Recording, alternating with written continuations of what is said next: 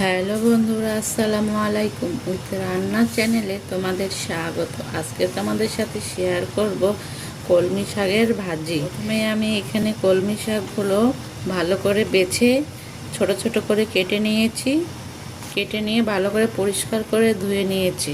এবার একটা পাতিলে শাকগুলো নিয়ে সামান্য একটু লবণ ছিটিয়ে দেব। ঢাকনা দিয়ে ঢেকে শাকটাকে সিদ্ধ করে নেব। শাকটা ভালো করে সিদ্ধ হয়ে গিয়েছে। আমি অফ ক্যামেরা দুই একবার ঢাকনা উঠিয়ে ভালো করে নেড়ে চেড়ে দিয়েছি। এখন শাকটা ঢেলে পানি ঝরিয়ে নেব। এখন আমি শাকটাকে বাগার দিয়ে নেব। বাগার দেওয়ার জন্য এখানে আমি পেঁয়াজ কুচি, রসুন কুচি, কিছু কাঁচামরিচ ফালি করে নিয়েছি আর কয়েকটি গোটা শুকনো মরিচ টুকরো টুকরো করে নিয়েছি। চুলায় একটি কড়াই বসিয়ে দিয়েছি। কড়াইটি গরম হলে দিয়ে দিব তেল। প্রথমেই দিয়ে দেব গোটা শুকনো মরিচের টুকরোগুলো। এখন দিয়ে দেব পেঁয়াজ কুচি, রসুন কুচি আর কাঁচামরিচ। এগুলোকে একটু ভালো করে ভেজে নেব।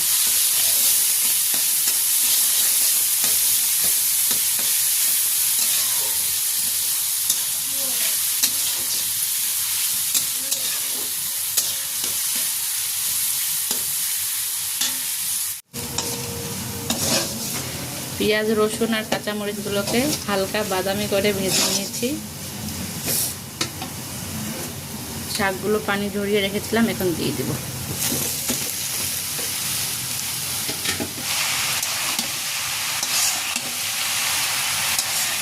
এখন শাকগুলো পেঁয়াজ, মরিচ ও রসুনের সাথে ভালো করে মিশিয়ে নেব।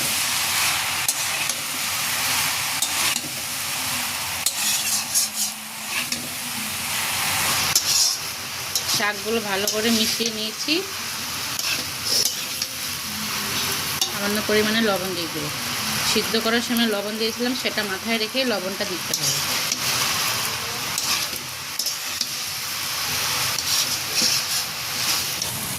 লবণ দেওয়াতে শাক থেকে সামান্য পানি ছেড়ে দিয়েছে।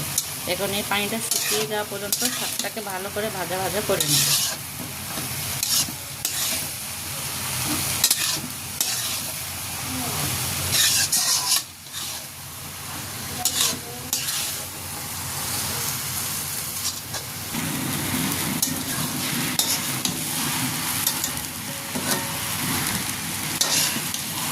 শাক থেকে পানিগুলো শুকিয়ে গিয়ে শাকগুলো ভালো করে ভাজা ভাজা হয়ে গিয়েছে।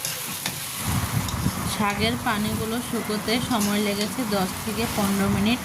শাকগুলো ভালো করে ভাজা ভাজা হয়ে গিয়েছে। এখন শাকগুলোকে নামিয়ে নেব। বন্ধুরা, তৈরি হয়ে গেল আমাদের কলমি শাকের ভাজি রান্নার রেসিপি। আশা করছি রেসিপিটা ভালো লাগবে। ভালো লাগলে অবশ্যই বাসায় ট্রাই করবে। আজ তো এখানেই শেষ করছি। ভালো থেকো, সুস্থ থেকো। আল্লাহ হাফেজ।